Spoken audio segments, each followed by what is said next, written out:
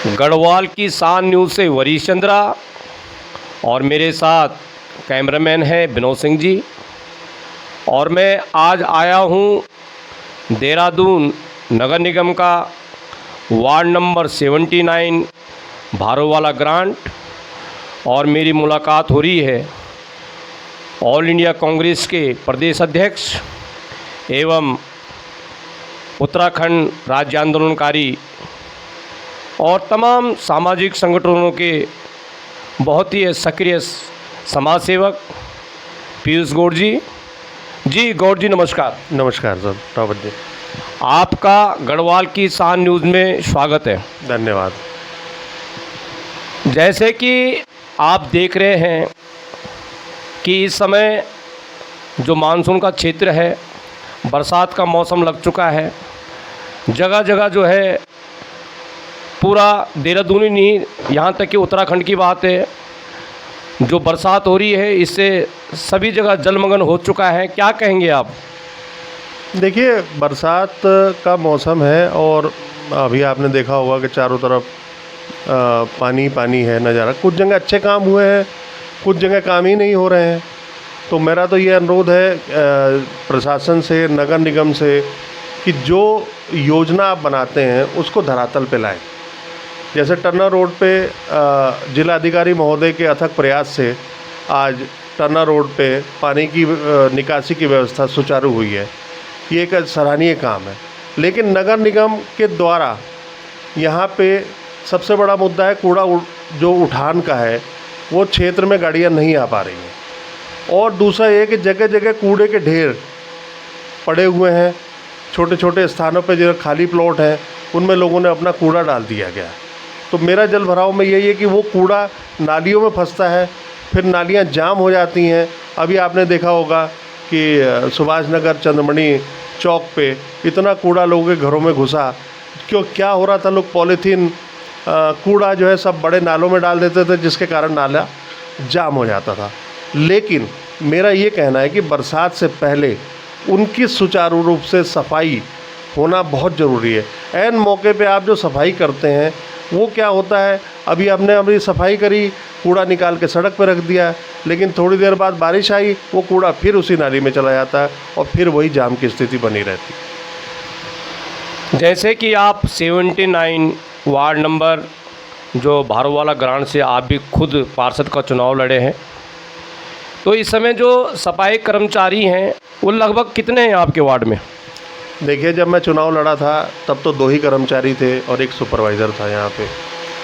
वो क्या गलतियाँ रहीं, वो 11 कर्मचारियों में से बाकी कर्मचारी कहाँ गए, ये मुद्दा मैंने पहले उठाया था। लेकिन अभी फ़िलहाल जो है 11 कर्मचारी हमको मिल गए हैं भारोवाला ग्रांट में, वार्ड 79 में, और काम चल रहा है। लेकिन मेरा थोड़ा सा कहना यही है कि सुभाष नगर में ज़्यादा अभी काम नहीं हो पा रहा है। नालियाँ जाम पड़ी हुई हैं और सुभाष नगर की जनता चाहती है कि क्षेत्र का कोई प्रतिनिधित्व करे, क्योंकि ये सुभाष नगर एक्चुअली 2 वार्डों में बटा हुआ है, वार्ड 78 में और वार्ड 79 भारोवाला ग्रांट में। तो होता ये है कि ये डिवाइडेशन के कारण जो भारोवाला ग्रांट है वो भी सुभाष नगर का हिस्सा है, मगर सुचारू रूप से सफाई नहीं हो पा रही है। जिस तरह से आपने अपने उस समय घोषणा पत्र में भी कहा था कि अगर मैं पार्षद बनूंगा तो कूड़े का नियमित रूप से निस्तारीकरण होगा, लेकिन चलिए आपको हार का मुंह देखना पड़ा।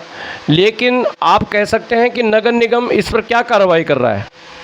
देखिए, नगर अभी हमने कांग्रेस ने वीरेंद्र पोखरियाल जी के नेतृत्व में अभी हमने आंदोलन भी किया था और कूड़ा उठाने के लिए हमने वहाँ पे मांग भी करी है। 15 दिन का अल्टीमेटम दिया हुआ है। जो कंपनियां लगी हुई हैं वो सुचारू रूप से काम नहीं कर पा रही हैं, और किसको ठेका दिया है, ये सब बाहर की कंपनियां हैं, स्थानीय लोग इसमें है नहीं। तो कूड़ा उठाने की तो दिक्कत हो ही रही है। फिर दूसरा डंपिंग की बात है कि डंपिंग के लिए जो यहाँ से जो पहले रिक्शे के द्वारा लोकहित सेवा समिति के द्वारा कुछ रिक्शे लगाए गए थे, वो रिक्शे को हटा के अब नगर निगम ने गाड़ियों की व्यवस्था की है। लेकिन गाड़ियाँ रोज़ नहीं आ पा रही हैं, एक दिन छोड़ के आती हैं, कुछ क्षेत्रों में 7-7 दिन में आती हैं। तो मेरा नगर निगम अधिकारी से, मेयर साहब से अनुरोध है कि रोज़ आए गाड़ियाँ और रोज़ कूड़े का उठान करें। जैसे कि अभी भारी बरसात के कारण देखो महामारी भी फैलेगी और सुनाई भी दे रहा है, लगातार समाचारों में आपने देखा भी होगा, सुना भी होगा कि देहरादून में डेंगू के कई मरीज आ रहे हैं। तो क्या आपके क्षेत्र में फॉर्मिंग मशीन चलाई जा रही है, कोई छिड़काव औषधियाँ हो रही है? देखिए, बीच में अभी 2 महीने पहले फॉगिंग हुई थी और मेरा ये कहने का मतलब है कि अब इस टाइम बरसात का मौसम है, पानी जमा हो जा रहा है, डेंगू, अब बीच में हल्ला भी हो गया था कि कोरोना भी फैल रहा है। लेकिन हो क्या रहा है कि अभी ये नगर निगम कह रही कि रोज़ छिड़काव होगा, रोज़ फॉगिंग मशीन चल, लेकिन अभी लगभग 1 महीने से कोई यहाँ पे फॉगिंग मशीन नहीं आई है। अभी एक मुद्दा और है कि राज्य सरकार द्वारा जगह जगह जो है स्मार्ट मीटर लगाए जा रहे हैं, जिससे कई लोग इस स्मार्ट मीटर लगाने से नाराज़ हैं। आपका क्या कहना है इस पे? ये हकीकत है, स्मार्ट मीटर लगाए जा रहे हैं। एक तो बिना पूछे लगाए जा रहे हैं, मकान मालिकों से पूछ के मीटर को लगाना चाहिए। दूसरा, ये मीटर जो सुचारू रूप से हर महीने लोग बिल जमा कर रहे थे और उसके बाद इन्होंने मीटर चेंज कर दिया। मीटर चेंज करने के बाद जहाँ 2500 रुपये, 2000 रुपये 2 किलोवाट का मीटर में जहाँ चार्जिंग आती थी, जब बिजली का बिल आता था, आज नया मीटर लगने से पहला बिल 64,000 रुपये, 95,000 रुपये, 35,000 रुपये, इस टाइप के मिल आ रहे हैं। जनता परेशान है और डीएस हमारे जो बिजली दफ्तर है टन्ना रोड पे, यहाँ ठीक होने के लिए कम से कम सैकड़ों बिल आए हुए हैं। मेरा सरकार से अनुरोध है कि पहले मीटर को ठीक किया जाए। क्या मीटर इतना जंप मार रहा है या मीटर का बैकलॉग इतना आ गया कि आप उसको 25 गुना मीटर आप बिलिंग बढ़ा के दे रहे हैं? तो मेरा तो मानना ये है कि इसका विरोध होना चाहिए। अगर नहीं है, वो गलत तरीके से है, लोग परेशान हैं, लोग चक्कर काट रहे हैं बिजली दफ्तर के। और मेरा एक चीज़ और ये कहना है कि या तो एक तरफ से लगने चालू हो, कहीं लगा रहे हैं, कहीं नहीं लगा रहे हैं। सुभाष नगर में कहीं लगाया, उगल भट्टे में कहीं लगाया, भारू वाले ग्रांड में कहीं लगाया, जनता परेशान है। जी, मेरा आपसे एक लास्ट सवाल है कि जिस तरह से कांग्रेस एक अभियान चला रही है कि मलिन बस्तियों को जो हटाने का जो विरोध है, उन पे एक अधिकार यात्रा निकालने जा रही है, इस पे आप क्या कहेंगे? देखिए, मलिन बस्ती को बसाने का काम कांग्रेस ने किया। इंदिरा जी के ज़माने में ये बस्तियां बसी थी, ठीक है, आपने एक योजना के तहत उनको नोटिस दिए, आप उनको बसाने का काम कहाँ कर रहे हैं? वो जनता जाएगी कहाँ? जिन्होंने पूरी ज़िंदगी कमाई, गरीब लोग हैं, जनता ने अपनी कमाई उस मकानों में लगा दिया। आज देख रहे हैं मकान को तोड़ा जा रहा है। या तो उनकी व्यवस्था की जाए, कहीं उनका रिहेबिलिटेशन किया जाए, कहीं उसको विस्थापित किया जाए।